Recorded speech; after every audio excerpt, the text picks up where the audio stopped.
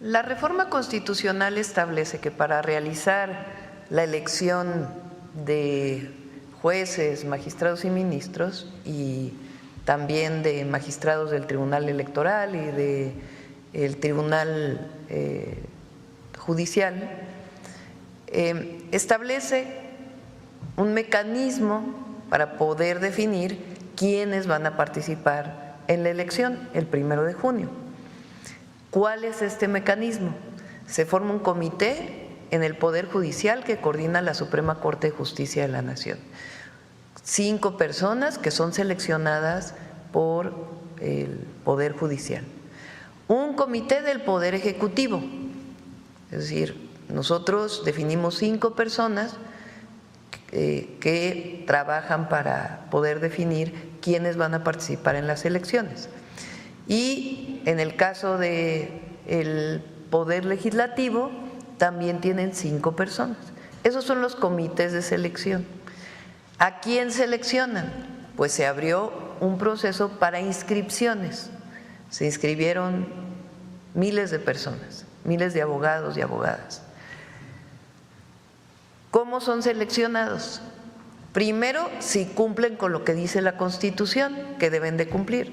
Deben de tener al menos 8 de promedio en la carrera, deben de presentar cartas de recomendación, deben escribir un ensayo y algunos otros temas. Entonces, la primera selección es, te inscribiste, tenías 7 de promedio, pues no pasas al siguiente proceso. Te inscribiste pero no presentaste tus cartas de recomendación, pues no pasas a la siguiente fase. Eso fue lo primero que hicieron y publicaron. Ahí hubo un periodo de reconsideración porque hubo personas que dijeron, no, yo sí lo entregué, aquí está. Y entonces, pues como en cualquier persona, pues hay que darle su espacio para su reclamo, digamos. Y entonces ahí se define una lista final. Después de ahí, ¿qué ocurre? Hay entrevistas, que si ustedes se fijan, pues han estado entrevistas en todos los lugares. Bueno, ¿qué pasó con el Comité del Poder Judicial? Dejó de funcionar.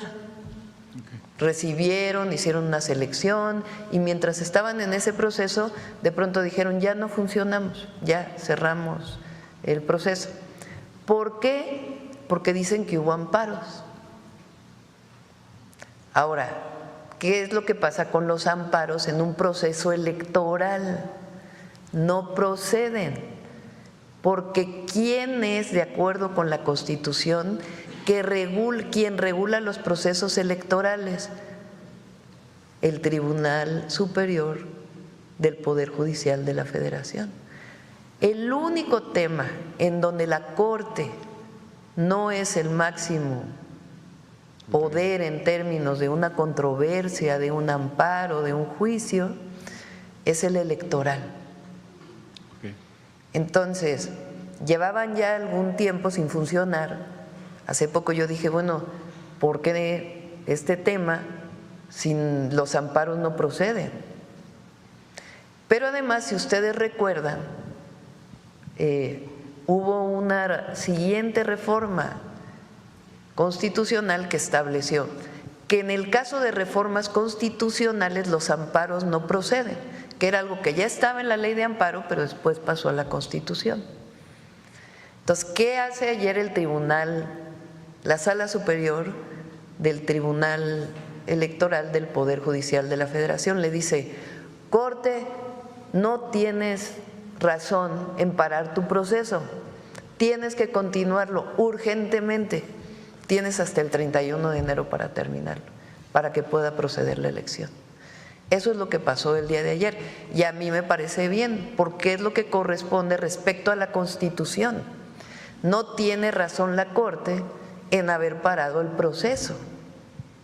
Entonces, eso es lo que ocurrió ayer y qué bueno que el Tribunal Electoral lo hizo, porque lo que refleja, pues, es que en efecto es un proceso electoral.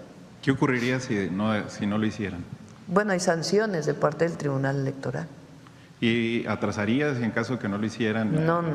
¿Se seguiría haciendo la...? Sí, porque el INE, que es quien organiza las elecciones, ¿quién es, digamos, el tribunal que le dice sigue o no sigue? El Tribunal Electoral. Entonces, por eso continúa la elección y será el 1 de junio. Y el único que podría decir que hay un tiempo distinto, pues sería una nueva reforma a la Constitución, porque la Constitución tiene establecidos los tiempos.